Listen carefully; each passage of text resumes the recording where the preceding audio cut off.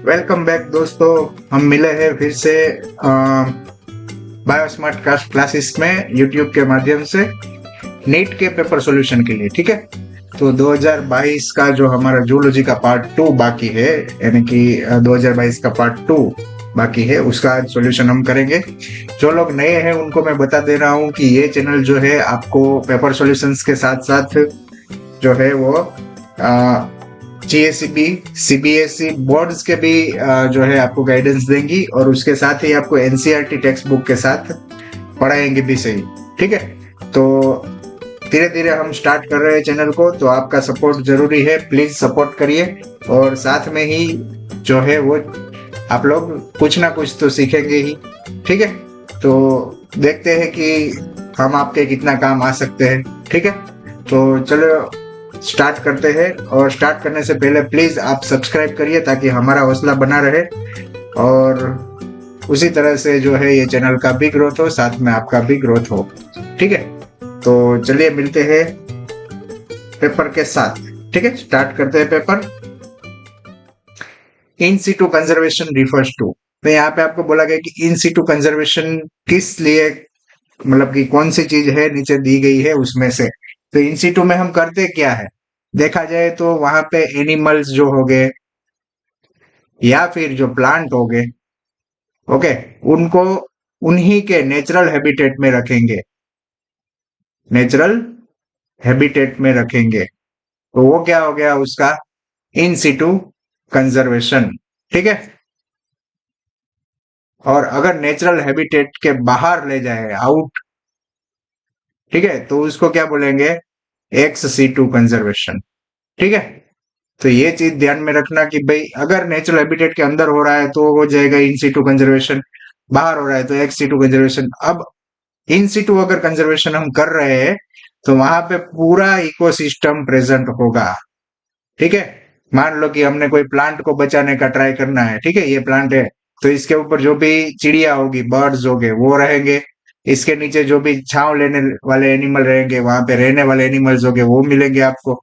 ठीक है, और उसके साथ साथ अलग अलग चीजें, जैसे कि बहुत सारे इंसेक्ट भी होंगे, है ना। तो ये सब चीजें जो है वो आपको पूरा इकोसिस्टम बना के देगी, और वही इकोसिस्टम को आप इन सीटू कंजर्वेशन में आप कंजर्व करेंगे। ठीक है, तो इसके अंदर आंसर क्या रहेगा आपका, protect and conserve the whole ecosystem. ठीक है, बाकी के देख लेते हैं। Conserve only high risk species, नहीं, वो तो करते ही है। एंडेंजर स्पीसीज, वो भी नहीं है। ओनली वर्ड वाले है वो तीनों नहीं है। एक्सटिंक्टेड स्पीसीज, वो भी नहीं है। ठीक है, तो आंसर रहेगा आपका नंबर 1। आगे चलते हैं। In which of the following animals digestive tract as additional chamber like crop. आपको बोला गया कि जो एनिमल है उसका डाइजेस्टिव ट्रैक्ट होगा, उसके अंदर एडिशनल चेम्बर रहेगी, जैसे कि क्रॉप है एंड गिजार्ड है। ठीक है, तो देखते हैं कि किस एनिमल में होती है। जनरली जो है वो आपको देखने को मिलेगी बर्ड्स में। ठीक है, जैसे देखा जाए तो एव्स भी बोलेंगे आप उसको अपनी टेक्स्ट बुक के अकॉर्डिंग। ठीक है, तो इसमें एव्स के जो एग्जांपल है उसको काउंट करेंगे हम, तो कॉर्वस कोलंबा ये सब चीजें, कैमेलियन नहीं आएगा, बुफो वो भी नहीं आएगा, बालानोटोप्टेरा नहीं आएगा। ठीक है, आगे चलते हैं। कटला, कोलंबा, क्रोकोडिलस, वो सब चीजें भी नहीं होगी, तो ये वाला भी निकल गया। ठीक है, लास्ट ऑप्शन में आपको पावो, सिटाक्यूला एंड कोरवस दिया है, जो कि तीनों के तीनों बर्ड के एग्जाम्पल है। ठीक है, तो ये जो आंसर है वो सब जो है वो बर्ड है, और जिनके पास क्या होगा, क्रॉप एंड गिजार्ड नाम के चैम्बर्स रहेंगे डाइजेस्टिव ट्रैक्ट में। तो आंसर नंबर 4 जो है वो आपका राइट कंसीडर करा जाएगा। If the length of DNA molecule is 1.1 metre, यहाँ पे आपको डीएनए मोलिक्यूल की लेंथ दे दी गई है, कितनी है, 1.1 मीटर। तो what will be the approximate number of base pairs, आपको क्या ढूंढना है, बेस पेयर ढूंढना है। ठीक है, बेस पेयर कितने होंगे, तो आपको सबको पता है कि भाई एक बेस पेयर के बीच में, यानी कि 2 कंसेक्यूटिव बेस पेयर के बीच का अंतर जो है वो क्या रहेगा, 0.34 नैनोमीटर। ठीक है, अगर इसको हम मीटर में कन्वर्ट करें तो 0.34 इंटू 10⁻⁻⁹ मीटर हो जाएगा। ठीक है, अब यहाँ पे देखा जाए तो आपको डीएनए की लेंथ दे दी गई है, आपको एक बेस पेयर का अंतर दे दिया गया कि भाई दो बेस के बीच में कितना अंतर रहेगा, तो उसके अकॉर्डिंग आप जो है वो पूरा डीएनए में कितने बेस पेयर हो गए वो काउंट कर सकते हैं। कैसे कर सकते हैं? तो देखा जाए तो ये एक आप फॉर्मूला लगा सकते हैं कि भाई डीएनए की लेंथ है, जो DNA length, oh sorry spelling mistake, DNA की length is equal to number of base pair into distance between two consecutive base pairs. ठीक है, तो आपको यहाँ पे दो चीजें दी गई है कि डीएनए की लेंथ आपको 1.1 मीटर दे दी गई है, नंबर ऑफ बेस पेयर आपको आइडेंटिफाई करना है, और उसके साथ क्रॉस में क्या है, distance between to base pair, यानी कि ये दे दिया है 0.34 इंटू 10⁻⁹ अब ये में नंबर ऑफ बेस पेयर है तो इसको क्या करना पड़ेगा, इधर ले जाना पड़ेगा, तो number of base pair is equal to x ले लेते हैं। ठीक है, और क्या आएगा 1.1 0.34 इंटू 10⁻⁹ इसका जो आंसर है रफली आपको मिलेगा 3.6 इंटू 10⁻⁹ के अराउंड। ठीक है, तो ये जो नंबर है आपके वो क्या हो गया, आपका आंसर हो गया, ये क्या हो गया, आपका आंसर हो गया। ठीक है, 3.6 इंटू 10⁻⁹ तो इसके अराउंड कोई आंसर होगा तो भी चलेगा। तो देखा जाए तो इसका अराउंड एक ही आंसर मिल रहा है 3.3 इंटू 10⁻⁹ बेस पे, बराबर। तो ये वाला फर्स्ट वाला आंसर जो है वो करेक्ट है, ऐसे मान के हम चल सकते हैं, बराबर। नेक्स्ट क्वेश्चन देखेंगे। आपका ये जो क्वेश्चन है वो डाइजेशन के अकॉर्डिंग दिया गया है, डाइजेशन वाला जो चैप्टर था उसके अकॉर्डिंग है, तो ये आउट ऑफ सिलेबस मान के चल सकते हैं। इसमें क्या बोला गया है कि fatty acid and glycerol can not be absorb into the blood, बिल्कुल सही है, उसको एब्जॉर्ब नहीं कर सकते। ठीक है, दूसरा स्टेटमेंट दिया गया है specialised lymphatic capillaries called lacteal carry chylomicrons into lymphatic vessel and ultimately into the blood. ये लाइन भी सही है। कैसे? तो ये जो आपका इंटेस्टिनल ट्रैक्ट होगा उसके अंदर आपको छोटे छोटे ऐसे इंटेस्टिनल विलाई मिलेंगे। ठीक है, कोई विली बोलता है, कोई विलाई बोलता है। ठीक है, तो ये सब क्या हो गए, विलाई। ठीक है, तो ये सब बहुत सारे विली जो हो गए उसके अंदर छोटी सी कैपिलरी जैसा स्ट्रक्चर रहता है ना, ट्यूब लाइक स्ट्रक्चर रहता है जिसके अंदर जो है एब्जॉर्बेंस होगा किस चीज का, जो भी काइलोमाइक्रोन जो है वो सब का, और वो सब जो है कहाँ जाएंगे, आपके लिम्फेटिक वेसल में, और उसके बाद वहां से ब्लड में जाएंगे। ठीक है, तो ये जो है छोटी सी चीज यहाँ पे आपको ऐसे लाइन जैसा बना के दिखाया है, वो सब क्या है, लेक्टिल्स। ठीक है, लेक्टिल्स, वेट, लेक्टिल्स। ठीक है, तो ये चीज आप ध्यान में रखेंगे कि भाई ये जो सेकंड लाइन है वो भी बोला गया है वो बिल्कुल करेक्ट है, तो दोनों करेक्ट है, तो आंसर नंबर 1 के साथ जाएंगे। लेकिन ये आउट ऑफ सिलेबस है तो ज्यादा आपको देखना नहीं पड़ेगा। नेक्स्ट क्वेश्चन पे चलेंगे। Autoimmune disorder is condition where body defense mechanism recognize its own cells as a foreign bodies। हाँ जरूर, वो फॉरेन बॉडी के अकॉर्डिंग अपने बॉडी के सेल को मानेंगे, सही है। सेकंड जो है वो rheumatoid arthritis is a condition where body does not attack self cells. तो रूमेटॉइड आर्थराइटिस जो है वो कंडीशन में बॉडी जो है वो सेल्फ सेल के ऊपर अटैक करता है।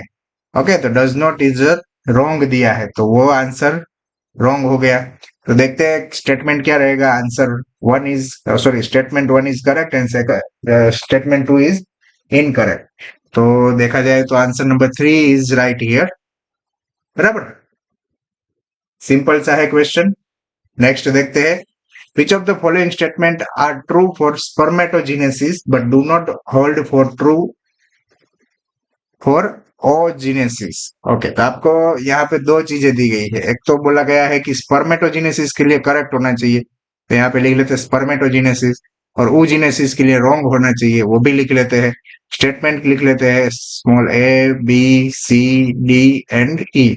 ठीक है, तो देखते हैं पहला स्टेटमेंट क्या है। It result in a formation of haploid gamete. भाई दोनों में हैप्लॉइड गैमेट बनते हैं तो दोनों के लिए करेक्ट है।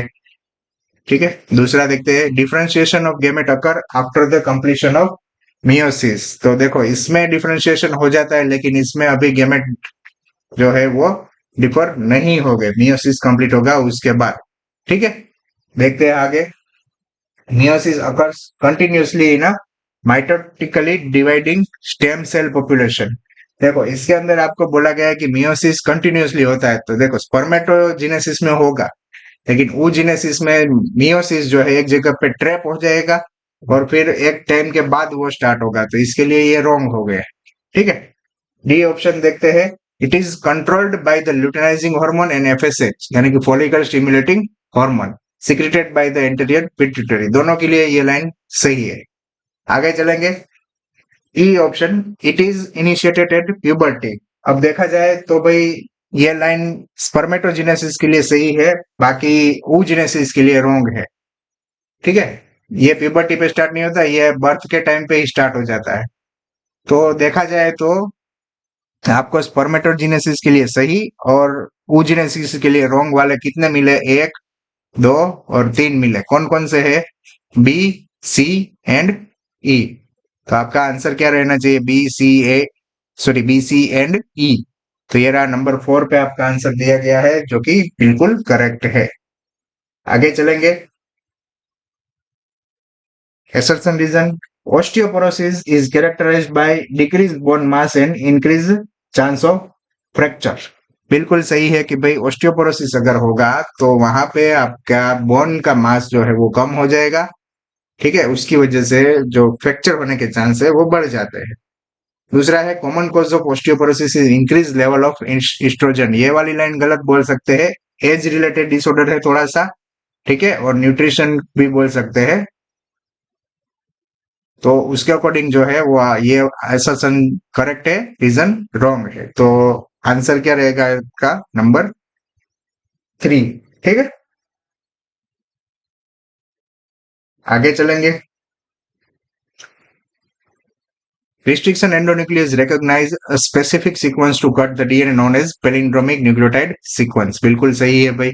और दूसरा है, restriction endonuclease is cut the DNA strand a little away from the centre of palindromic set. ये भी बिल्कुल सही है। देखते हैं कैसे सही है। तो आपके पास रिस्ट्रिक्शन एंडोन्यूक्लियस है, मान लो कि इको R1 है। ठीक है, उसकी रिकॉग्निशन सीक्वेंस क्या होगी, तो वो होगी GAATTC और सामने CTTAAG। ये वाली सीक्वेंस है, उसको आइडेंटिफाई करेंगे। और ये कट कहाँ से लगाएगा, ये बीच में से कट नहीं लगाएगा। ठीक है, वो यहां से कट लगाएगा, सॉरी। वो जो है इको R1, वो कहां से कट लगाएगा, G और A के बीच में से। ठीक है, तो आपको यहाँ पे दो एंड मिलेंगे, कैसे मिलेंगे, GAATTC और यहाँ पे GCTTAA, ऐसे दो एंड आपको मिलेंगे। ठीक है, ये पूरा जो है वहां पे स्पेस रहेगा और यहाँ पे बॉन्ड रहेगी। तो इस तरीके से आपको थोड़ा सा वो गैप वाला मिलेगा, तो वहां पे आपको इको R1 से हमें क्या मिलेगा, स्टिकी एंड। ठीक है, अगर अगर मान लो कि बीच से कट लगाया तो क्या होता है, मान लो कि उसने बीच से कट लगाया तो क्या होगा, ये सेंटर में से लगाया है कट, तो क्या हो रहा है देखो, यहाँ पे तो आपके एंड कैसे हो रहे हैं, ब्लंट एंड हो रहे हैं। ठीक है, तो इसका यूज हम जो है वो नहीं कर पाएंगे, तो हमें ये रिक्वायर्ड नहीं है। बराबर, हमें रिक्वायर्ड क्या है, ये वाला। सही है, तो दोनों लाइन करेक्ट है, इसके अंदर फर्स्ट आंसर जो दिया गया है वो बिल्कुल सही है। आगे चलेंगे, Lippes loop is a type of contraceptive used as. देखो लिपेस लूप जो है वो है एक टाइप ऑफ आईयूडी। ठीक है, इंट्रा यूटरिन डिवाइस। ठीक है, तो पहले दोनों निकल गए, बैरियर फॉर्म में है वो निकल गए। अब वो कौन सी टाइप की आईयूडी है, तो भाई वो है नॉन मेडिकेटेड आईयूडी। ठीक है, तो आंसर नंबर 3 करेक्ट रहेगा। कॉपर रिलीजिंग आईयूडीज जो है उसके एग्जांपल आपको बता देता हूं, CU7, CUT and multi load 375। ये जो है आपके टेक्स्ट बुक के अकॉर्डिंग आपको दिया गया है, वो एग्जांपल्स याद रखने हैं आपको। बराबर, आगे चलेंगे। Under normal physiological condition in human being every 100 ml of oxygenated blood 100 ml of O2 वाला ब्लड, ठीक है, तो वो क्या करेगा, can deliver blank ml of O2 to the tissue. O2 कितना रिलीज करेगा टू द टिश्यू, तो देखा जाए तो यहाँ पे आंसर 5 ml आना चाहिए, ठीक है। और अगर देखा जाए दूसरी चीज 100 ml डीऑक्सीजनेटेड ब्लड यानी कि CO2 वाला ब्लड जो है वो कितना CO2 है वो एल्वियोली के पास रखेगा, वो कितना आएगा 4 ml, ठीक है। तो हमारे लिए ये लाइन करेक्ट है, ये लाइन जो है वो आपको एक्स्ट्रा है। अगर पूछा जाए कि डीऑक्सीजनेटेड ब्लड आपका कितना CO2 एल्वियोली में डालेगा तो कितना आएगा 4 ml, और अगर बोला जाए कि ऑक्सीजनेटेड ब्लड कितना O2 टिश्यू के पास डालेगा तो आएगा 5 ml, तो आंसर क्या रहेगा आपका 5 ml। नेक्स्ट पे चलेंगे, assertion reason, all the vertebrate are the chordate but all chordate are not vertebrate। ये देखा जाए तो ऐसे लिखा है कि all vertebrate वो क्या है, chordate है, ठीक है, और chordate जो है वो vertebrate नहीं है।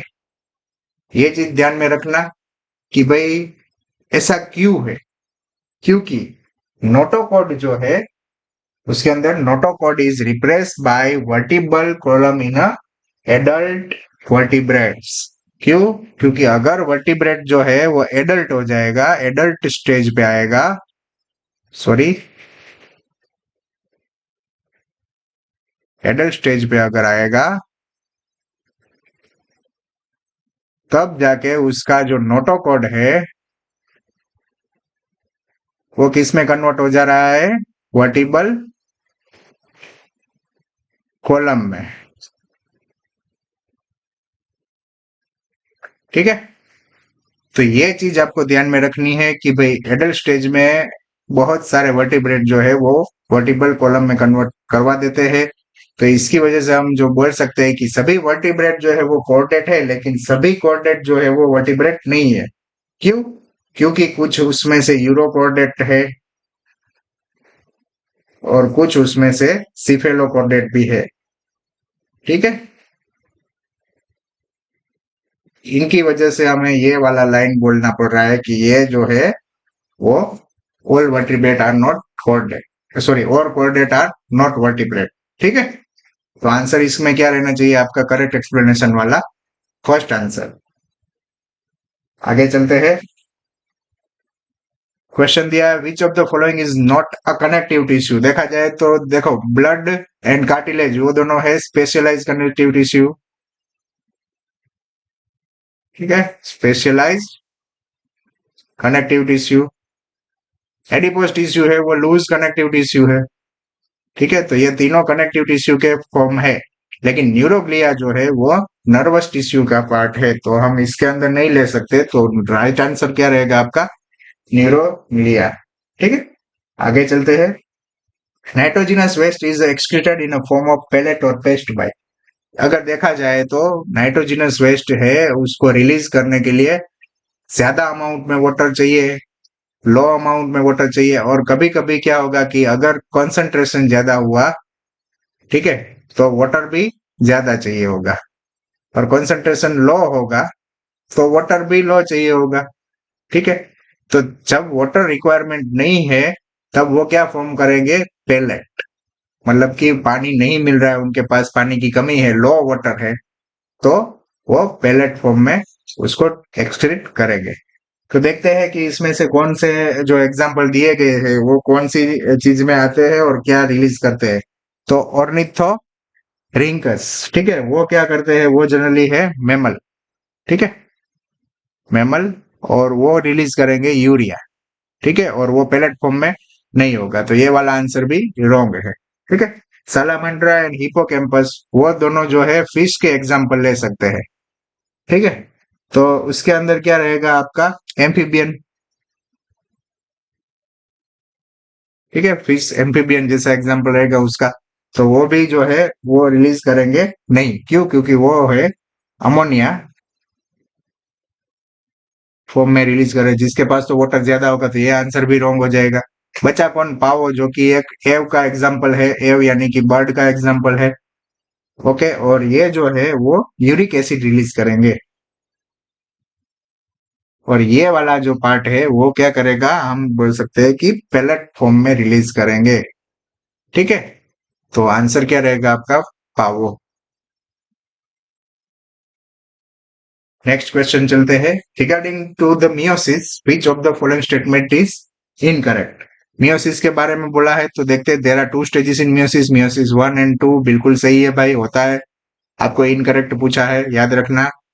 इन S phase of meiosis 2 DNA replication occur नहीं भाई, 2 के लिए नहीं होता। अगर यहाँ पे 1 लिखा होता तो हम मान के चल सकते थे। ये वाला लाइन रॉन्ग है, इनकरेक्ट स्टेटमेंट मिल गया, लेकिन वेरीफाई कर लेते हैं। Pairing of homologous chromosome, okay, homologous chromosome and recombination occur in meiosis 1 होता है, बिल्कुल सही है।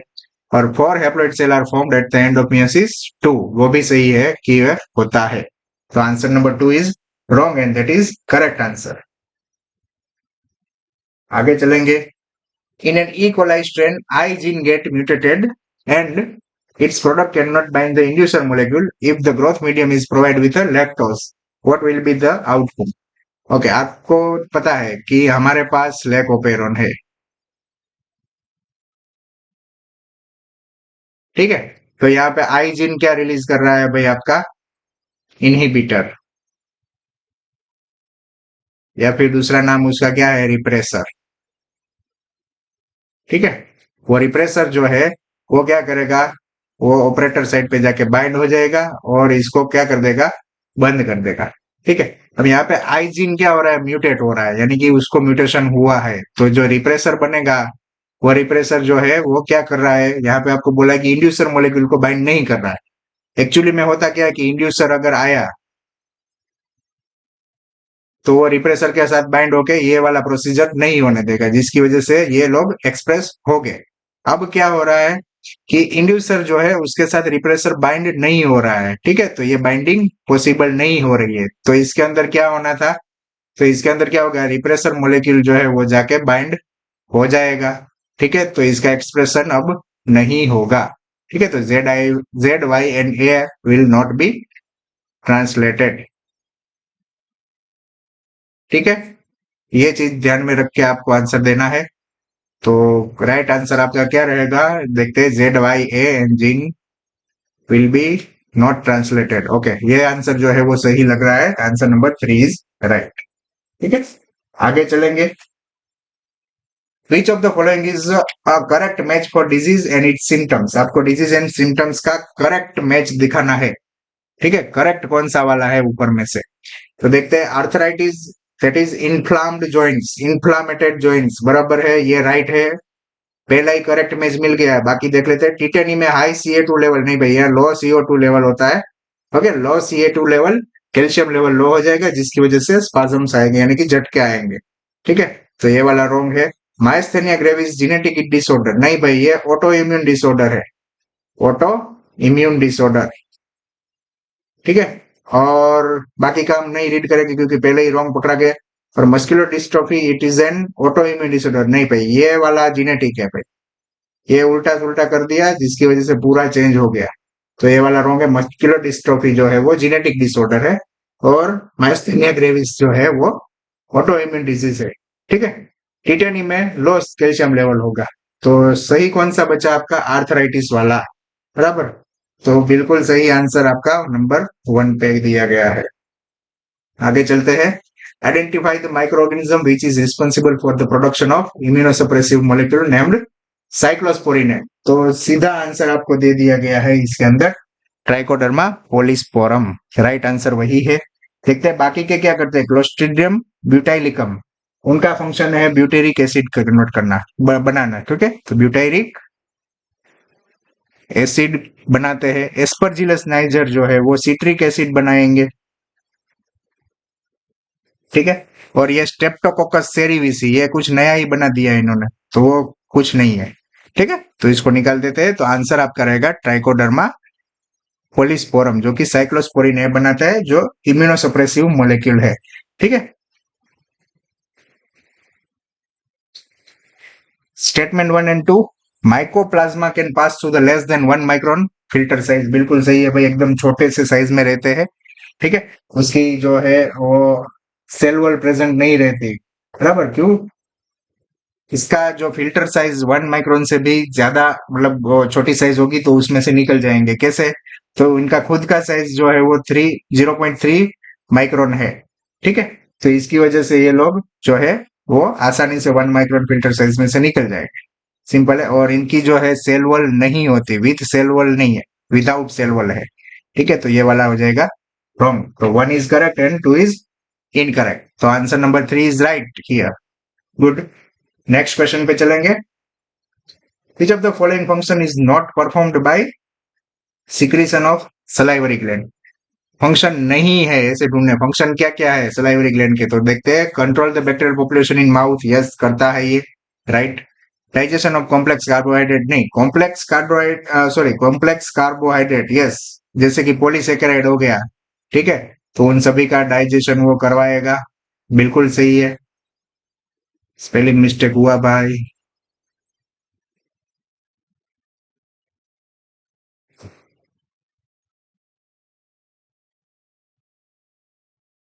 स्पेलिंग मिस्टेक, एक ये ई बीच बीच में घुसे जा रहा है। ओके, तो पॉलीसेकेराइड्स जो रहेंगे उनका जो है डाइजेशन वो करवाएंगे, बिल्कुल सही है। लुब्रिकेशन ऑफ ओरल कैविटी वो भी करवाता है। डाइजेशन ऑफ डाइसेकेराइड, ये वाली लाइन गलत है, ये कहां पे होगा आपका? स्मॉल इंटेस्टाइन में।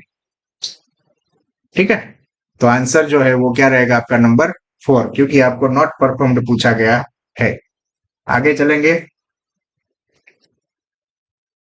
The coagulum is formed of network of thread called thrombins, बिल्कुल गलत। वेट, ओके, यहाँ पे बोला गया है कि ये जो नेटवर्क ऑफ थ्रेड है वो थ्रोम्बिन बनाते हैं, नहीं भाई, वहां पे क्या आएगा? फिब्रिन, फिब्रिन्स आएगा। ठीक है, तो ये पहली लाइन जो हो गई वो हो गई wrong. Spleen is the graveyard of erythrocyte, बिल्कुल सही है भाई। तो number 1 is incorrect and 2 is correct, तो number 4 is the correct answer. ठीक है, बिल्कुल सिंपल सा था। आगे चलते हैं। A dehydration reaction link two glucose molecule to produce maltose, yes, सही है। देखते हैं, टू ग्लूकोज मोलिक्यूल जिसका फॉर्मूला क्या है? C6H12O6, दो मिलेंगे अगर, C6H12O6, तो क्या बनाएंगे वो? माल्टोज, जिसका फॉर्मूला क्या है? C12H22O11। ठीक है, तो ये जो फॉर्मूला है ये माल्टोज का है, बराबर। और ये फॉर्मूला जो है वो टू ग्लूकोज रहेंगे, ग्लूकोज, बराबर। तो ये जो है आपको क्या मिलेगा? ये फॉर्मूला। ऐसा क्यों हो रहा है? क्योंकि यहाँ से H2O रिमूव हो रहा है, तो माल्टोज का फॉर्मूला जो है वो आपको पूछा गया है। इसके अंदर जो ऑप्शन दिया है वो नंबर 3 पे करेक्ट दिया गया है, बराबर। तो आंसर क्या रहेगा आपका? 3। आगे चलेंगे। Which of the following statement with respect to endoplasmic reticulum is incorrect? तो देखा जाए तो RER has ribosome attach to ER, तो ER के पास रिबोसोम होंगे तो उसको रफ एंडोप्लाज्मिक रेटिकुलम बोलेंगे, बिल्कुल सही है। SER is devoid of ribosome, बिल्कुल सही है, उसके पास रिबोसोम नहीं होते। Prokaryote only RER are present in, okay sorry, ये लाइन में मिस्टेक है, in prokaryotes only RER are present, नहीं, बिल्कुल गलत है, उसमें SER भी होने हैं। देखा जाए तो SER जैसी चीज उसमें नहीं होती, उसके अंदर जो है हम बोलेंगे मेम्ब्रेन स्ट्रक्चर रहता है, जिसको बोलेंगे मिसोजोम। ठीक है, वो प्रेजेंट हो गए और वो क्या करेंगे? RER का और SER का फंक्शन करेंगे। ठीक है, तो ये रॉन्ग है। SER at the site of lipid synthesis, बिल्कुल सही है भाई। तो रॉन्ग वाला आपको पूछा है कि भाई इनकरेक्ट पूछा गया है। ठीक है, इनकरेक्ट पूछा गया है, तो इनकरेक्ट कौन सा है आपका? नंबर 3, बराबर। नंबर 3 इज राइट आंसर ये। आगे चलेंगे। Which of the following is present between the adjacent bonds of vertebral column? अगर वर्टिबल कॉलम के बॉन्ड अगर देखे, ये वर्टिबल कॉलम के बॉन्ड्स है, ठीक है, इसके बीच में क्या रहता है, उसके बीच में ये जो थोड़ा सा ऐसा टिश्यू जैसा स्ट्रक्चर रहता है जिसको हम गादी कहते हैं ना, गुजराती में बोलते हैं तो गादी हो जाता है, वो सब चीजें है क्या? ठीक है, तो वो चीज जो है वो बोला जाएगा हम कार्टिलेज। ठीक है, तो ये चीज आपको याद रखनी है। इंटरकलेटेड डिस्क जो रहती है वो कहाँ पे होती है? जनरली कार्डियक मसल में। कार्टिलेज जो है वो प्रेजेंट हो गए इधर पे, तो यहाँ पे राइट लिख लेते हैं। और एरियोलर टिश्यू जो है वो बीनीथ द स्किन रहेगी, बीनीथ द स्किन। स्किन को अगर निकालेंगे हम तो स्किन के नीचे डायरेक्टली जो पहला मिलेगा उसको एरियोलर टिश्यू बोलेंगे। और स्मूथ मसल जो है वो आपको दिखेंगे विसेरा में या फिर विसेरल ऑर्गन्स में। ठीक है, अंदर के जो ऑर्गन है उसके मसल्स कैसे रहेंगे? स्मूथ रहेंगे। ठीक है, तो आंसर आपका क्या रहना है? कार्टिलेज। आगे चलते हैं। टेगमिना इन अ कॉकरोच अराइजेस फ्रॉम। देखो टेगमिना है क्या, पहले ये लिख लेते हैं। टेगमिना क्या है? टेगमिना जो है वो फर्स्ट पेयर ऑफ विंग्स। ठीक है, फर्स्ट जो पेयर है विंग्स की उसको बोलेंगे हम टेगमिना, या फिर उसको बोलेंगे फोर विंग्स।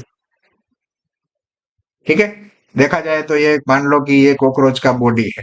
ठीक है, ऐसा बॉडी है इसका, ये जो है गर्दन यानी कि नेक वाला पार्ट है, और ये थोरेक्स रीजन है। बराबर, तो थोरेक्स रीजन के अगर हम टुकड़े निकाले, एक दो तीन, ठीक है, तीनों में कलर भर देते हैं अलग अलग। पहला वाला रेड बना देते हैं, दूसरा वाला जो है उसका कलर थोड़ा सा अलग कर लेते हैं, येलो वाला अलग रखते हैं, और लास्ट वाला है उसको करते हैं हम ब्लू कलर, थोड़ा सा स्काई ब्लू। ठीक है, तो ये जो रेड वाला पार्ट है, ठीक है, रेड वाला पार्ट है, उसको हम बोलेंगे प्रोथोरेक्स। ठीक है, सेकंड जो है येलो वाला प्लाट उसको बोलेंगे मिजोथोरेक्स। और लास्ट जो बचा वो कौन सा है आपका? मेटाथोरेक्स।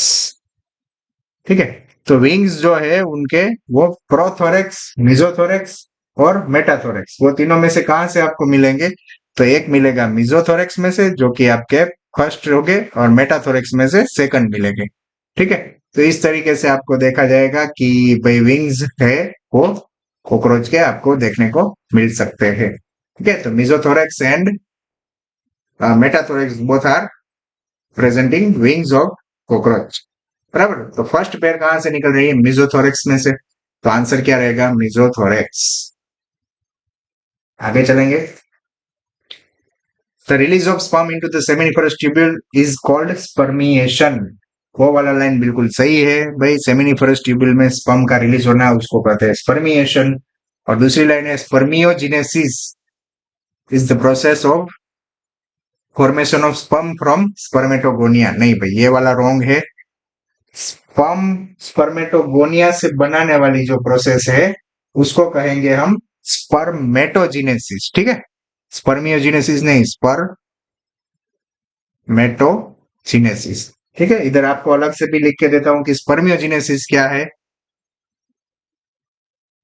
स्पर्मियोजिनेसिस वो क्या है? तो वो बोला जाए तो स्पर्मेटिड है अगर, और उसमें से क्या बन रहा है? स्पर्मेटोजुआ,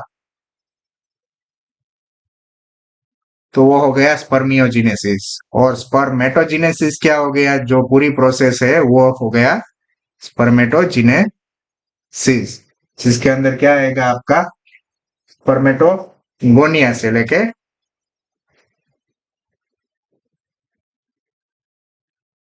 स्पर्म बनेंगे। ठीक है, तो ये दोनों चीज याद रखना, स्पर्मियोजिनेसिस एंड स्पर्मेटोजिनेसिस। ये दोनों चीज याद रख के आंसर आप आसानी से दे सकते हैं। नंबर 3 इज करेक्ट क्योंकि फर्स्ट वाला राइट है, second is incorrect.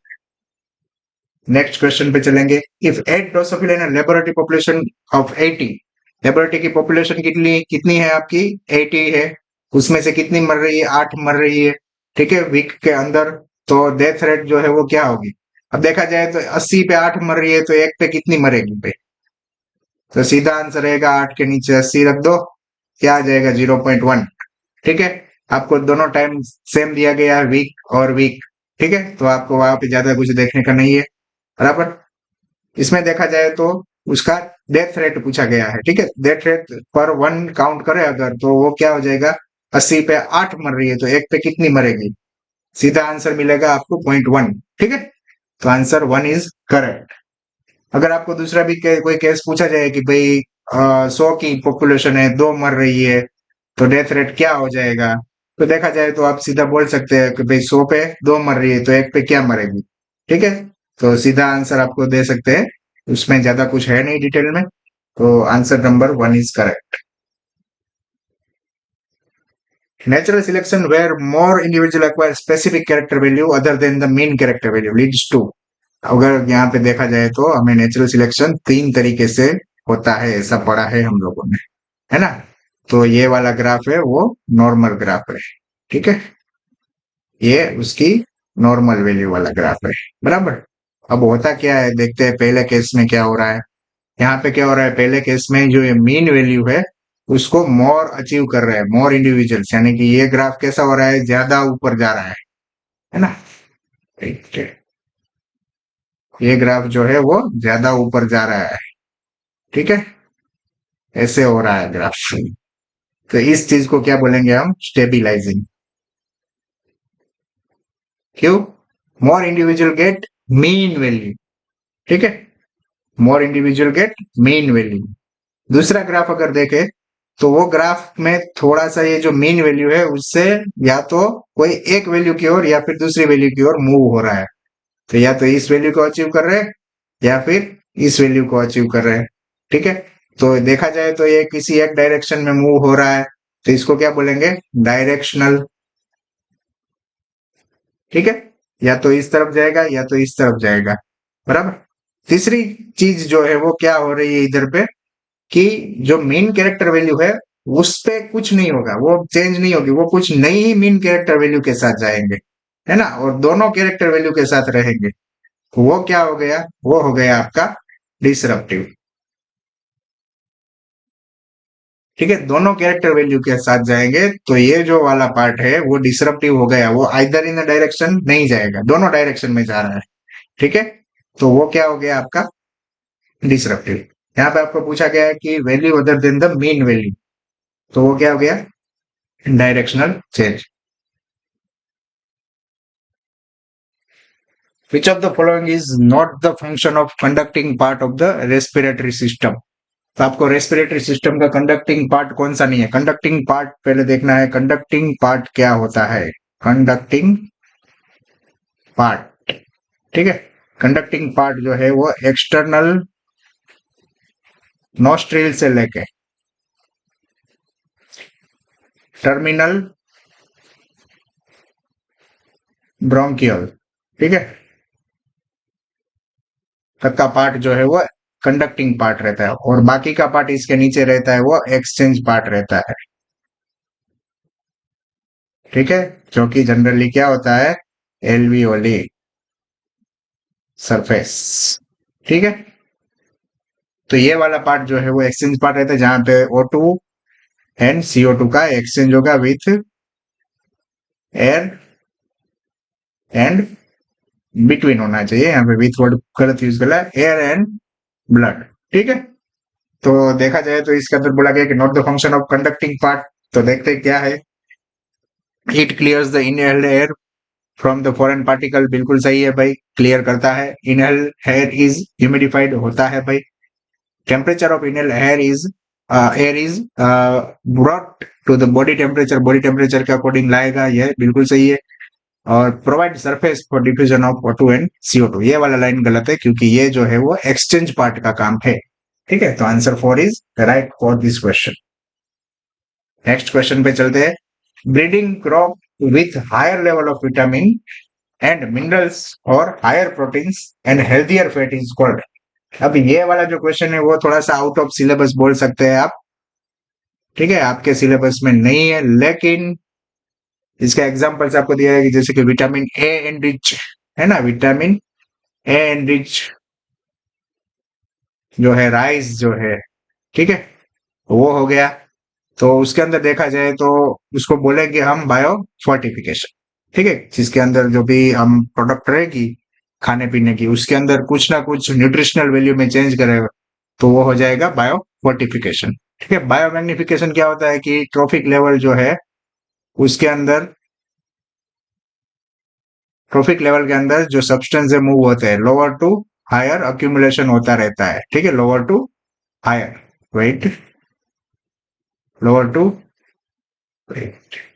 Lower to higher जो है वो अक्यूमुलेशन होता रहेगा, तो उसको क्या बोलेंगे हम, बायो मैग्निफिकेशन। बायो रेमेडिएशन यानी कि टॉक्सिक सब्सटेंस को रिमूव करने वाली प्रोसेस तो वो नहीं हो गएगी, और बायो अक्यूमुलेशन जो पहले हमने बोला वही चीज होगी, तो ये भी नहीं होगा। तो आंसर क्या रहेगा आपका, बायो रेमेडी सॉरी फोर्टिफिकेशन। आगे चलते हैं। In the taxonomic category which hierarchical arrangement in ascending order is correct in the case of animals. आपको असेंडिंग ऑर्डर बोला गया है, तो असेंडिंग क्या होगा ऑर्डर उसका, देख लेते हैं। सबसे पहले जो छोटा वाला है, यानी कि उसको ले लेंगे, तो छोटा वाला क्या है, स्पीसीज। उसके बाद क्या आएगा, जीनस। उसके बाद क्या आएगा, फैमिली। उसके बाद क्या रहेगा आपका, ऑर्डर। उसके बाद रहता है क्लास। क्लास के बाद जो एनिमल किंगडम की बात हो रही है, तो एनिमल के लिए हम यूज करेंगे वर्ड फाइलम। ठीक है, प्लांट होता है तो क्या वर्ड होता है, डिवीजन, बराबर। और लास्ट में क्या बचा, किंगडम। ठीक है, तो ये चीज आपको सीक्वेंस में होनी चाहिए, स्पीसीज पहले और लास्ट में किंगडम। ठीक है, तो देखते हैं। ओके, ऑप्शन में आपको सबसे पहले किंगडम दे दिया है और लास्ट में स्पीसीज दे दिया है। ये ऑप्शन ग्रेस के साथ जा सकते हैं, लेकिन यहाँ पे असेंडिंग ऑर्डर बोला है, तो बहुत सारों को कंफ्यूजन रहता है असेंडिंग डिसेंडिंग में। तो रियलिटी में अगर देखा जाए तो ascending order species to kingdom रहेगा। ठीक है, लेकिन यहाँ पे आपको ऑर्डर कुछ अलग से दिए, तो देखते हैं कौन सा सही है। रिवर्स में भी देख लेते हैं कौन सा सही है। फर्स्ट में species, genus, family, order, class, phylum. Yes, first वाला ही राइट है, डायरेक्ट आपको दे दिया है। इसमें देखा जाए तो किंगडम के बाद क्लास आ रहा है, नहीं है, गलत है। ऑर्डर आ रहा है, बिल्कुल गलत है। ठीक है, तो ये दोनों निकल गए तीनों। Answer number 1 is right. Right इसलिए ले रहे हैं क्योंकि दूसरा कोई मैच नहीं हो रहा है। ठीक है, मोर अप्रोप्रिएट के साथ जा रहे हैं, तो असेंडिंग या डिसेंडिंग पूछा गया और गलती से आपको सीक्वेंस उल्टा सीधा दे दिया, तो उस सीक्वेंस में जो सही है उल्टा भी सही है, तो वो मैच कर रहा है, तो अगर दे देना है। ठीक है, उसमें देखना है कि सही सीक्वेंस होनी चाहिए, मोस्ट अप्रोप्रिएट सीक्वेंस। ठीक है, मोस्ट अप्रोप्रिएट, ये वर्ड यूज करना है हर बार हमें। ठीक है, मोस्ट अप्रोप्रिएट जो आंसर आ रहा है वही करेक्ट रहेगा। आगे चलते हैं। Eight which stage of life the oogenesis process is initiated. ठीक है, तो देखो, इससे पहले भी यही क्वेश्चन को डिस्कस करा था हमने। oogenesis जो है वो सबसे स्टार्ट कहाँ होती है, तो वो एम्ब्रियोनिक डेवलपमेंट स्टेज पे ही, सॉरी, एम्ब्रियोनिक डेवलपमेंट स्टेज पे ही वो स्टार्ट हो जाएगी। ठीक है, तो ये चीज अगर देखा जाए तो आंसर नंबर 2 के साथ सही है। आगे चलेंगे। Identify the asexual reproductive structure associated with Penicillium. Penicillium है क्या भाई, पेनिसिलियम जो है वो एक फंगस है। ठीक है, फंगी है, तो उसका जो एसेक्सुअल रिप्रोडक्टिव स्ट्रक्चर रहेगा वो क्या रहेगा, कोनिडिया। बाय मिस्टेक एरो गलत जगह पे लग गया, इसका स्ट्रक्चर रहेगा कोनिडिया। ठीक है, ये थोड़ा सा जो है चैप्टर 1 जो कि आपका ओल्ड सिलेबस में था उसका है, लेकिन बाकी के जो चैप्टर से क्लास 11 में, ठीक है, ये ओल्ड सिलेबस क्लास 12 का था, उसका जो है ये क्वेश्चन है। ठीक है, लेकिन 11th क्लास के जो भी आपके चैप्टर से उसको लेके भी हम चल सकते हैं और आंसर दे सकते हैं, तो ये जो है आउट ऑफ सिलेबस हम नहीं बोलेंगे, उसके अंदर आपको आंसर रहेगा कोनिडिया। ठीक है, आगे चलेंगे। In a gene therapy of adenosine deaminase deficiency, the patient requires periodic infusion of genetically engineered lymphocyte because उसको जेनेटिकली इंजीनियर लिम्फोसाइट बारी बारी क्यों देने पड़ते हैं। ठीक है, एक बार दे देंगे तो नहीं चलेगा, क्यों ऐसा हो रहा है। तो retroviral vector is introduce into this, नहीं ये रॉन्ग है भाई। Gene isolated from marrow cell producing, ये तो भाई उसका परमानेंट क्योर है, वो अभी तक हुआ ही नहीं एम्ब्रियोनिक स्टेज पे, अगर उसको ये सब चीजें दे देंगे तो ये वाला भी रॉन्ग है। Lymphocyte from the patient blood are grown in culture outside, उसके और इसका कोई लेना देना नहीं, इसका कोई फर्क नहीं पड़ता कि बाहर प्रोड्यूस करा गया कि अंदर प्रोड्यूस करा गया है, ठीक है।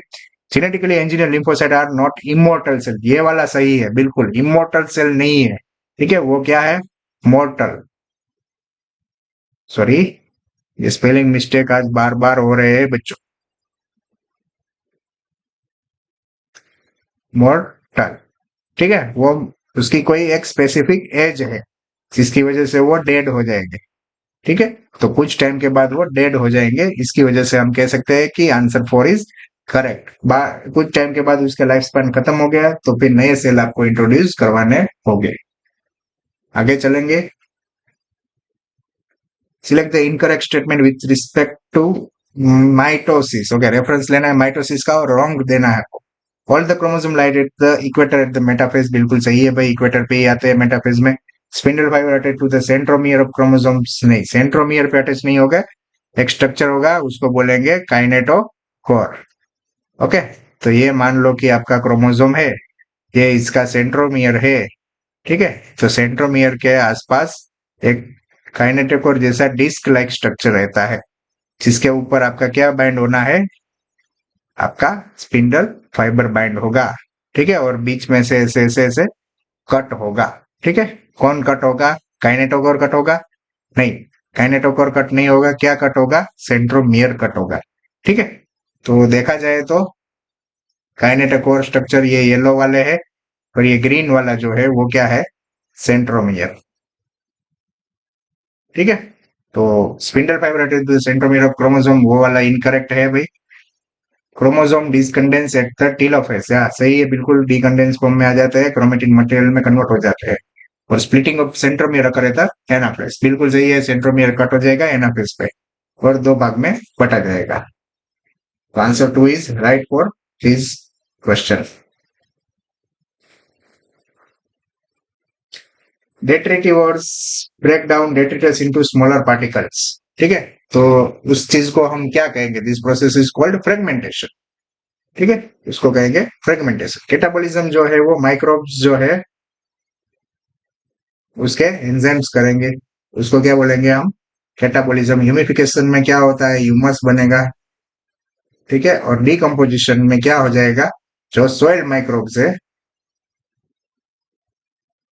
ठीक है, वो उसका डिकम्पोजिशन करेंगे, ठीक है।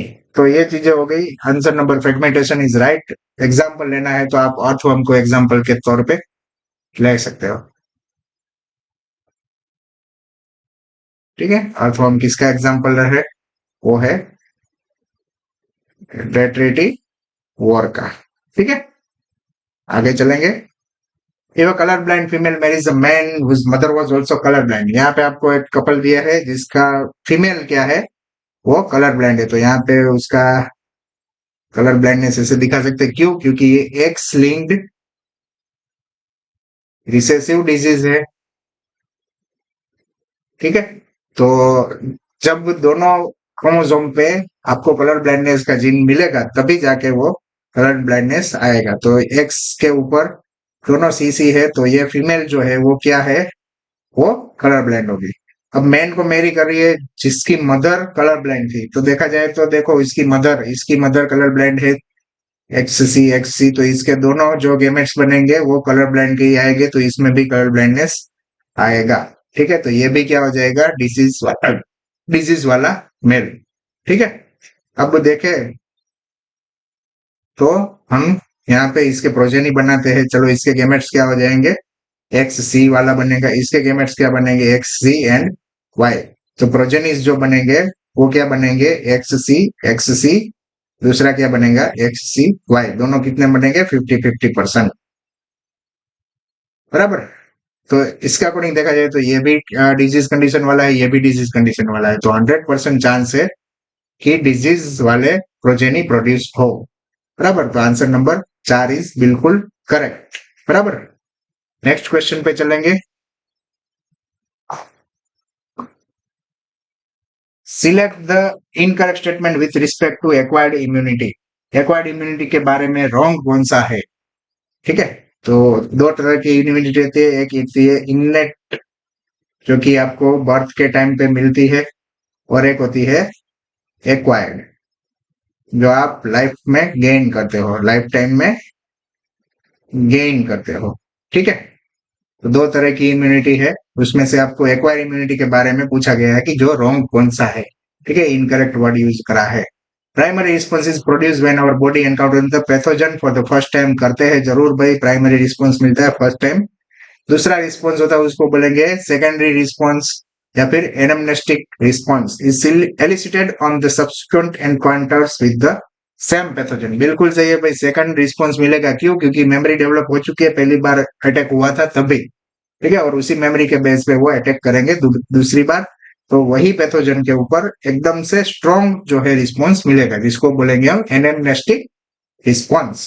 एनामनेस्टिक response is due to the memory of the first encounter. बिल्कुल सही है भाई, ये तीनों सही है, तो इनकरेक्ट ये लास्ट वाला ही होगा। देखते हैं क्या है। Acquired immunity is non specific, नहीं भाई स्पेसिफिक रहती है, और defence part of at the time of birth, ये नहीं होता भाई, लाइफ में मिलता है। तो ये दोनों चीज रॉन्ग होने की वजह से लाइन भी रॉन्ग हो गई। तो number 4 is incorrect statement which is correct answer to the question. Okay, यहाँ पे आपको दिया गया है ह्यूमन इंसुलिन के बारे में, और पूछा गया है कि which is not correct, sorry which are correct, correct यानी कि ट्रू कौन से है अबाउट जेनेटिकली इंजीनियर इंसुलिन। चलो देखते हैं। ए दिया है pro hormone insulin contain extra stage of C peptide, सही है भाई, ये राइट है।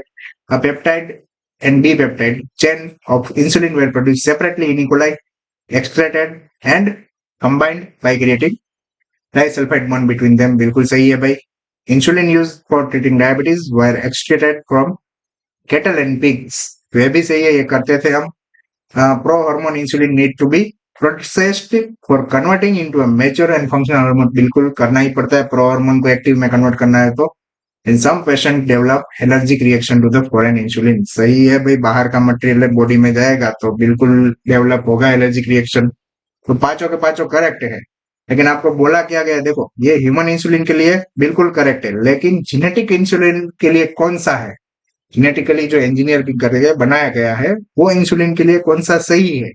तो आंसर क्या रहेगा, पहला वाला सही है, लेकिन इसके लिए नहीं है भाई, वो बाहर भी बन सकता है। Insulin use for sorry peptide and B peptide chain, तो ये वाला मुझे करेक्ट लग रहा है, बी।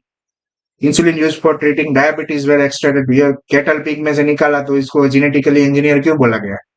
प्रो हार्मोन को प्रोसेस करना पड़ेगा, तो ये भी रॉन्ग है भाई, क्योंकि हम पहले से ही अलग अलग चेन बनाते हैं, तो ज्यादा प्रोसेसिंग रिक्वायरमेंट नहीं होगा। And some patient develop allergic reaction to the foreign insulin, अभी ये जेनेटिकली इंजीनियर है, उससे कोई एलर्जी नहीं बनती। ठीक है, तो answer B only is correct for genetical engineering insulin. ठीक है, तो आंसर बी इज करेक्ट, इसके अंदर सेकंड नंबर पे दिया गया है बी ओनली, बराबर। बाकी सब स्टेटमेंट सही है, लेकिन जेनेटिकली इंजीनियर इंसुलिन के लिए कौन सा सही है, ओनली बी। तो answer number 2 is right for this question. Which one of the following statement is correct? आपको करेक्ट स्टेटमेंट फाइंड आउट करना है। द एट्रियोवेंट्रिकुलर नोड यानी कि AVN generates the action potential to stimulate the atrial contraction, ये बिल्कुल wrong है भाई। यहाँ पे या तो फिर एवीएन जो है वो निकालो, यहाँ पे ऐसे नोड लगाओ, या फिर यहाँ पे एट्रियल कॉन्ट्रैक्शन की जगह पे क्या लगाओ। ठीक है, तो ये चीज जो है वो ऐसे एन आएगा। ठीक है, ये दोनों में से कोई एक चेंज करोगे तो सही आंसर आ जाएगा। आरटीएल नहीं, यहाँ पे वेंट्रिकुलर होना चाहिए अगर एवीएन लगाया है तो। ठीक है, तो ऐसे एन आएगा इधर पे सिनो एट्रियल नोड। तो ट्राइकस्पिड एंड बाइकस्पिड यहाँ पे रॉन्ग लिख लेते हैं आगे। Tricuspid and bicuspid valve are open due to the pressure, नहीं भाई, due to the pressure is wrong, बराबर। Extended by the simultaneous contraction of atria, wrong. Okay, वो ओपन ही होते हैं, और जो है वो पैसिवली फॉर्म में ब्लड जो है वो मूव करेगा जब ज्वाइंट डायस्टल में होगा, तो ये वाला भी रॉन्ग है भाई। Blood move freely from atrium to the ventricle during joint diastole, ये वाला करेक्ट है भाई। ठीक है, ऊपर वाली लाइन जो है उसका एक्सप्लेनेशन इधर दिया गया है। और increase ventricular pressure causes the closing of seminal valves, wrong भाई, ये जो है प्रेशर की वजह से वाल्व क्लोज नहीं हो गए। ठीक है, तो रॉन्ग है ये, बराबर। आंसर क्या रहना चाहिए आपका इधर पे, नंबर 3 इज करेक्ट। आगे चलते हैं। टेबल दिया गया है, और टेबल में आपको बताया गया है कि भाई बायोलॉजिकल मॉलिक्यूल क्या है और बायोलॉजिकल फंक्शन क्या है उसके। तो जो मॉलिक्यूल है उसके रिलेटेड फंक्शन आपको आइडेंटिफाई करके मैच करवाना है। तो ग्लाइकोजन जो है वो स्टोरेज प्रोडक्ट के फॉर्म में यूज करेंगे, तो ए के साथ क्या जाएगा, नंबर 4। ग्लोब्युलिन जो है वो एंटीबॉडी स्ट्रक्चर फॉर्म बनाने में हेल्प करती है, तो नंबर पे 3 रहेगा। स्टीरॉइड जो है वो हार्मोन के फॉर्म में यूज होता है जनरली बॉडी में, तो वो हो जाएगा नंबर 1। और थ्रोम्बिन जो है वो सब बायोकैटालिस्ट भी यूज होता है बॉडी के अंदर, जब अपना ब्लड जो है क्लोटिंग का प्रोसेस होता है तब। तो नंबर की सीक्वेंस क्या रही, 4312। 4312 आपको दिया गया है लास्ट ऑप्शन में, ठीक है। तो ये लास्ट ऑप्शन जो है वो आपका बिल्कुल सही है। आगे चलेंगे। Okay, 10 E coli cell with 15 and dsDNA। आपको बोला गया है 10 इकोलाई सेल, 10 सेल दिए गए हैं आपको, 15 एंड डीएनए दिया गया है और dsDNA है, ठीक है। Are incubated with medium containing N14 nucleotide. तो इसको हमें N14 में इंक्यूबेट करना है, और कितना टाइम दिया है, 60 मिनट दिया है, यानी कि हमें 3 जो उसकी जनरेशन है वहां तक का टाइम दिया है। तो कितने cell will have the DNA only free from N15। N15 होगा ही नहीं, इससे कितने सेल होंगे, ठीक है। चलो देखते हैं। फर्स्ट जनरेशन को लेते हैं, यहाँ पे फर्स्ट लिख लेते हैं, सेकंड लिख लेते हैं और थर्ड लिख लेते हैं, ठीक है। तो यहाँ पे आपको नंबर ऑफ सेल दे देंगे, यहाँ पे आपको N15 वाला कितना है वो बोलेंगे, N14 15 वाला जो है वो मिक्स होगा तो वो भी लिख लेते हैं, N14 N15 और N14 वाला कितना बनेगा, ठीक है। तो हम यहाँ पहले से एक सेल को लेके करेंगे, ठीक है। 1 सेल को लेके स्टार्ट करते हैं ताकि एकदम इजी रहे हमें समझने में।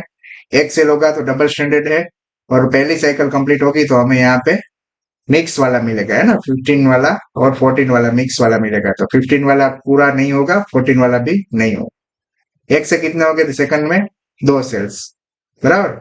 2 सेल बने, 2 सेल के पास 2 डीएनए रहेंगे, और दोनों डीएनए में से देखो 15 वाला तो नहीं रहा, अब 14 15 वाला है, उसमें से 2 बनेंगे, है ना, एक 14 वाला एक 15 वाला। तो 14 वाला जो है उसके साथ 14 वाला बैंड होगा तो N14 वाला डीएनए बन रहा है, और एक जो है 15 वाला उसके साथ बैंड हो रहा है तो ये वाला बन रहा है, ठीक है। तो ये जो है रेशियो रहेगा। तीसरी बार जो तीसरा साइकिल रन होगा उसमें 2 से कितने सेल हो जाएंगे, 4 हो जाएंगे। तो 4 के अंदर कितना हो जाएगा यहाँ पे, 0 15। तो 4 सेल में जो है N14 15 है, 15 के साथ एक स्ट्रैंड बाइंड होगी, तो यहाँ पे हम बोल सकते हैं कि ये कांस्टेंट 1 रह जाएगा, लेकिन बाकी के 3 स्ट्रैंड जो है वो 14 वाले बनेंगे। तो ये रेशियो के साथ हमें चलना है। अब हमने यहाँ पे एक सेल लेके करा है, 10 सेल लेके करते हैं तो क्या आंसर आता है। ओके, तो देखा जाए तो सबसे पहले 10 सेल होते, ठीक है। तो 10 के कितने हो जाते हैं, यहाँ पे 20 सेल हो जाते हैं, बराबर। 20 सेल का डीएनए जो है वो कितना होगा, 20, ठीक है। 20 के बाद यहाँ पे हो जाएंगे 40 डबल सेकंड लाइन पे, ठीक है। तो सेकंड जनरेशन में 40 सेल हो जाएंगे, और उसके अंदर जो है वो 20 आपको हाइब्रिड वाले और 20 आपको N14 वाले मिलेंगे, ठीक है। अब बचता है तीसरा, जिसके अंदर थर्ड जनरेशन होगी। 40 के डबल कितने हो जाते हैं भाई, 80, ठीक है। तो यहाँ पे ये तो कांस्टेंट चल रहा है, ठीक है, हाइब्रिड वाला। तो हाइब्रिड में आपको 20 मिलेंगे, बाकी के जो बचे वो इधर, तो 3 इंटू 20 या क्या आंसर हो जाएगा, 60, ठीक है। तो 60 डीएनए जो है वो आपके कैसे हो गए, N14 वाले, जिसके अंदर कोई भी 15 है ही नहीं। बाकी 20 डीएनए ऐसे हो गए जिसके अंदर 15 प्रेजेंट है, ठीक है। तो आंसर क्या रहना चाहिए आपका यहाँ पे, 60, ठीक है। 60 सेल के अंदर आपका जो है टोटली फ्री फ्रॉम N15 रहेगा। आगे चलेंगे। यहाँ पे आपको थोड़ा सा मैथ्स आपका काउंट करेंगे ये लोग, देखते हैं। Recombination frequency between the gene A and C is 5%, ठीक है। तो A to C is equal to 5%, B and C is 50%, B to C is equal to 15%, B and D is equal to 9%, and A and B, A to B क्या है आपका 20%, and C and D, C to D आपका 24% है, और last क्या बचा A to D जो है वो 29% है। अब यहाँ पे हम सबसे पहले जो सबसे बड़ा है उसको लिख लेंगे, है ना, इस वाले सम को सोल्व करने के लिए, इस वाले एमसीक्यू को सोल्व करने के लिए सिंपलेस्ट रास्ता यही है कि आप सबसे बड़ा है उसको पहले लिख लो। सबसे बड़ा क्या है, ए टू डी, ठीक है ना। ए टू डी कितना है, 29। तो यहाँ पे हम मार्क कर लेते हैं, ये लाइन जो बनी है वो ए टू डी की है, ठीक है। तो ये लाइन पे यहाँ पे ऐसे लिख लेंगे, ये हो जाएगा ए टू डी, ठीक है। ए टू डी कितना है, 29%, ठीक है। सेकंड उसके छोटा वाला तो कि सी टू डी 24% है। तो ये शायद मुझे लग रहा है यहाँ पे आएगा कहीं पे, है ना। यहाँ पे सी हो जाएगा और ये डी तो इधर है ही, क्लियर। तो ये कितना हो जाएगा, 24%। तो ए टू सी कितना हो गया भाई, 5% ऑटोमेटिकली, देखो है ना। 5 + 24 = 29। तो हमें एक सीक्वेंस अभी मिल रही है, ए सी एंड डी, ठीक है। ये सीक्वेंस अभी मिल रही है, ठीक है। अभी बी कहाँ पे पड़ा है वो देखना है हमें, देखते हैं। ये हो गया, ये हो गया और ये हो गया। अब ए टू बी है वो 20% है, तो ए यहाँ पे आपको दे ही दिया है ए, यहाँ से आपको बी 20 तक खींचना है। तो हम मान के चल सकते हैं कि इधर तक है आपका बी, वो कितना है, 20%, बराबर। और तीसरा दिया आपको बी टू डी 9%। तो यहाँ पे देखो 20 तो है ही, पूरा लेंथ कितना है ए टू डी का, 29, और ए टू बी का कितना है, 20। तो इसमें अगर बी टू डी लेना है हमें, तो वो कितना होना चाहिए, 9% होना चाहिए, जो सही है, ठीक है। तो ये सीक्वेंस आप एक नोट कर रहे हो, देख रहे हैं बच्चों कि ए कंप्लीट हो रहा है, सी यहाँ पे आ रहा है, बी इधर पे आ रहा है और डी इधर पे आ रहा है, ठीक है। और देख कर वेरिफिकेशन के लिए ये भी देख लेते, बी टू सी जो है वो 15 होना चाहिए, देख लेते हैं कैसे 15 है, ठीक है। तो ये ए टू बी कितना हो गया, 20, बराबर। और ए टू सी कितना हो गया, 5, ठीक है। तो अब हम माइनस करें, तो टोटल ए टू बी में से सी और बी का हिस्सा कितना बोला गया है आपको, 15। तो जो सही हो रहा है, ए टू सी कितना है, 5, और सी टू बी 15, टोटल क्या हो जाएगा, ए टू बी, ठीक है, करेक्ट है। तो यहाँ पे आपको क्या देखना है भाई, कि सीक्वेंस क्या मिल रही है, सी बी एंड डी, क्योंकि आपके ऑप्शन नंबर 4 में दे दी गई है ए सी बी डी, बराबर। तो इस तरीके से आप इसको आसानी से सोल्व कर पाएंगे, बराबर। नेक्स्ट क्वेश्चन पे बोला जाए तो, which of the following are not the effect of parathyroid hormone. Parathyroid hormone की इफेक्ट नीचे में से कौन सी नहीं है, ठीक है। तो देखते हैं कौन सी नहीं है भाई। Stimulate the process of bond resorption, ठीक है। तो ये बॉन्ड का रीअब्सॉर्प्शन या फिर रिसॉर्प्शन की जो प्रोसेस है उसको स्टिमुलेट करते हैं, बराबर। तो ये वाला लाइन बिल्कुल सही है भाई। आगे चलते हैं, decrease the Ca2+ level in a blood, नहीं भाई ये इंक्रीज करता है, इंक्रीज करेगा, ठीक है। तो ये वाला लाइन रॉन्ग है। Reabsorption of Ca2+ by renal tubules, ये बढ़ाता है, बिल्कुल सही है भाई। ब्लड में जितना चाहे कैल्शियम बढ़ा दो, वो काम पैराथायरॉयड हार्मोन करेगा, ठीक है।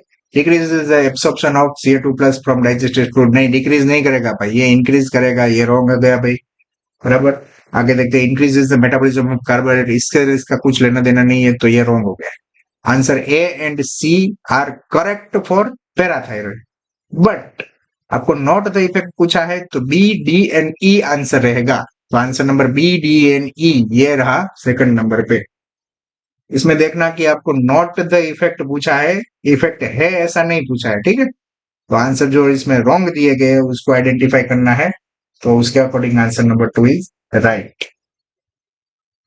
जब the following is not a desirable feature of a cloning vector, cloning vector का डिजायरेबल फीचर कौन सा नहीं है, देखते हैं। Presence of origin of replication, ये तो है भाई।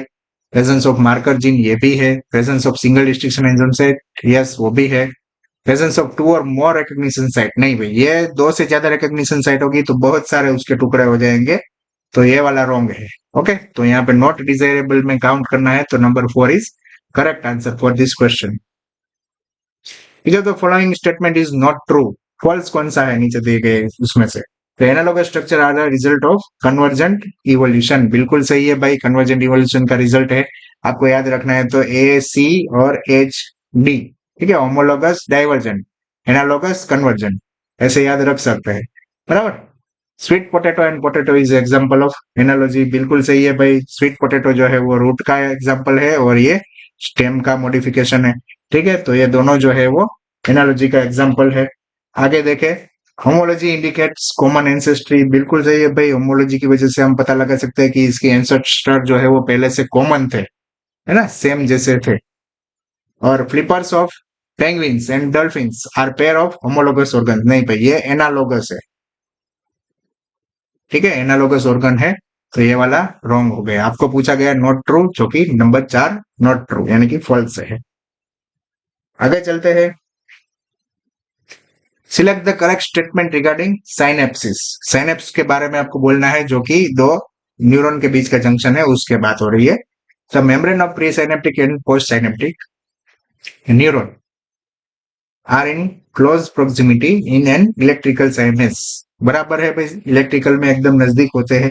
Electrical current can flow directly from one to another across the electrical synapse, बिल्कुल सही है भाई। Chemical synapse are used, neuro transmitter करते हैं भाई, वो केमिकल का यूज ही करेंगे भाई, जैसे गाबा हो गया, है ना, एसिटाइल कोलाइन हो गया।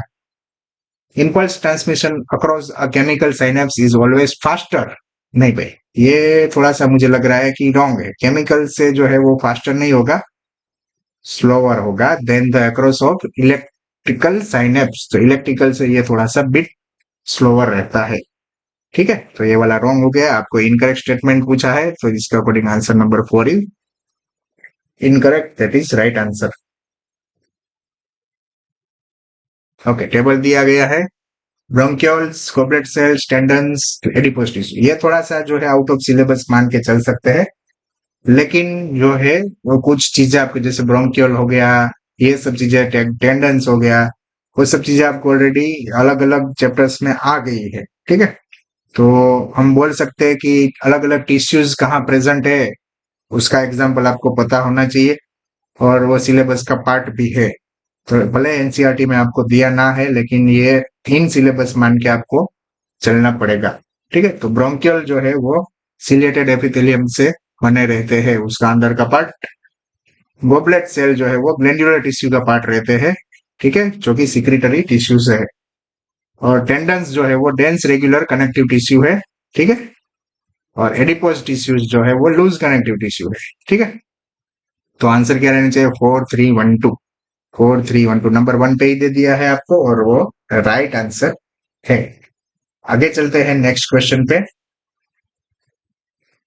डायाफ्राम्स, कॉन्ट्रासेप्टिव पिल्स, ओके, तो आपको यहाँ पे कॉन्ट्रासेप्शन मेथड दे दी गई है और उसकी एक्शन आपको देखनी है, ठीक है।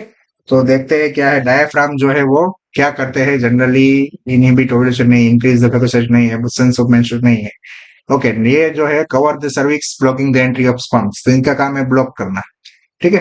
कॉन्ट्रासेप्टिव पिल का काम क्या है, वो जो है ओव्यूलेशन को इनहिबिट कर रही है, यस बिल्कुल सही है। आईयूडीज का काम क्या है, फेगोसाइटोसिस का दिया, ये रहा नंबर 2 पे, ठीक है। बाकी कुछ देखना ही नहीं, डायरेक्ट आंसर मिल रहा है। और लैक्टेशन एमोरिया नेचुरल मेथड है, और ये पार्चुरेशन के दौरान, यस बिल्कुल सही है भाई, ये लाइन करेक्ट है नंबर 3। सीक्वेंस क्या मिल रही है, 4123, 4123 कहाँ पे दिया गया है, 444, ये वाला 4123, सेकंड नंबर इज करेक्ट, ठीक है। तो राइट आंसर आपको मिल चुका है। आगे चलते हैं। विच of the following is the correct statement, सही स्टेटमेंट नीचे में से कौन सा है, देखते हैं। Cyanobacteria group of autotrophic organism classified under the kingdom Monera, बिल्कुल सही है भाई, तो यही राइट हो गया। आगे देखना है, देखते हैं। बैक्टीरिया आर एक्सक्लूसिवली हिटरोट्रोपिक ऑर्गेनिज्म, ठीक है, एक्सक्लूसिवली हिटरोट्रोपिक नहीं है, ठीक है। तो ये वाली लाइन रॉन्ग है, कभी कभी वो ऑटोट्रोफी हो जाते हैं। Slime mould are saprophytic organism classified under kingdom Monera, वो बिल्कुल गलत है भाई, मोनेरा किंगडम नहीं होता, उसका किंगडम क्या है, प्रोटिस्टा, ठीक है। स्लाइम मोल्ड का जो है किंगडम प्रोटिस्टा है। आगे रॉन्ग कर लेते हैं। Mycoplasma have DNA ribosome and cell wall, cell wall नहीं होता भाई, माइकोप्लाज्मा के पाला सेल वॉल नहीं होता, इससे पहले भी डिस्कस कर चुके हैं। Answer number 1 is correct and that is you have asked for, number 1 is right. ये वाला जो है आउट ऑफ सिलेबस है, ये आपका लास्ट एनवायरमेंटल इश्यूज करके एक चैप्टर था 12th में, वो जो है निकल गया है सिलेबस से, और इस बार भी आपको नीट के सिलेबस में भी ये नहीं इंक्लूड करा है। तो देख लेते हैं। स्टेटमेंट 1 बोल रहा है, in scrubber the exhaust from the thermal plant is pass through the electric wire देखो स्क्रबर के अंदर इलेक्ट्रिक वायर का यूज नहीं होगा, तो यहाँ पे आपको इलेक्ट्रोस्टैटिक पार्टिकल्स जो है वो नहीं मिलने वाले, तो ये रॉन्ग हो गया। ठीक है, दूसरा देखते हैं, जो पार्टिकुलेट मैटर 2.5 होते हैं वो can not be removed by the scrubber but can be remove by the electrostatic precipitator. ये वाला लाइन सही है भाई, लेकिन आप लोगों ने ये सब चीजें पढ़ी नहीं है तो आपको ज्यादा समझ में नहीं आएगा, तो इसको हम स्किप करते हैं। आंसर क्या रहेगा इसका? Statement 1 is wrong and statement 2 is correct. तो बेटा इसी के साथ जो है वो आपका 2022 का पेपर सॉल्यूशन खत्म हो रहा है। ठीक है, आप लोगों ने अभी तक जो है 3 साल के हमारे चैनल पे जो पेपर सॉल्यूशंस है वो आपने देख लिए हैं। सभी पेपर्स का सॉल्यूशन आपको ठीक से समझ में आएगा ऐसी आशा रखता हूँ।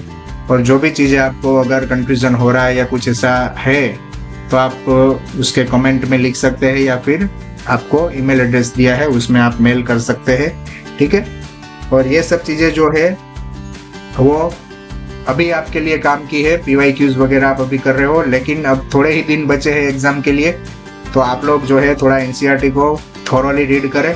ठीक है, खास करके बायोलॉजी के लिए, और बाकी सब्जेक्ट्स में भी आपको थोड़ी प्रैक्टिस बढ़ानी होगी, क्योंकि इस बार का पेपर सब लोग बता रहे हैं कि थोड़ा हार्ड रहेगा, लेंथी रहेगा, लेकिन मेरा मानना ऐसा है कि चाहे जैसा भी पेपर हो, अगर आपने ठीक से रीड करा है तो आप कोई भी तरह का पेपर आएगा आप आसानी से सोल्व कर पाएंगे। तो मैं आशा करता हूं कि आपको ये सीरीज जो हमने बनाई है 3 पेपर की सॉल्यूशन की, वो आपको हेल्प करेगी। आगे भी हम जो है थोड़े प्रैक्टिस पेपर बना रहे हैं, तो उसके अकॉर्डिंग आपको प्रैक्टिस पेपर का सॉल्यूशन डालते रहेंगे। हम गेस कर रहे हैं कि आई थिंक 5 के आसपास पेपर आपको दे दे। ठीक है, प्रैक्टिस पेपर 5 पेपर जो है वो थोड़े से स्ट्रांगली और एकदम से सिलेबस बेस्ड हो जाए, तो 5 पेपर सॉल्यूशन आपको अगर मिल जाएंगे तो मुझे लग रहा है कि नीट के लिए एकदम जरूरी है। ठीक है, तो तब तक के लिए, जब तक आपका पेपर नहीं आता प्रैक्टिस का, तब तक आप रीडिंग करिए। ठीक है, और जो भी क्वेश्चंस आपको जनरेट हो रहे हैं या मिल रहे हैं तो आप प्लीज उसको एक्सप्रेस करिए मेरे साथ, तो मैं उसको डाउट सोल्व करने की ट्राई करूंगा।